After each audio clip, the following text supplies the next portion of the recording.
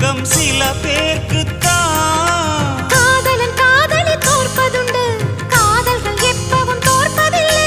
ஓர் மனம் ஒருவரை ஏற்பதுண்டு, இன்னொரு உறவினை ஏற்பதில்லை.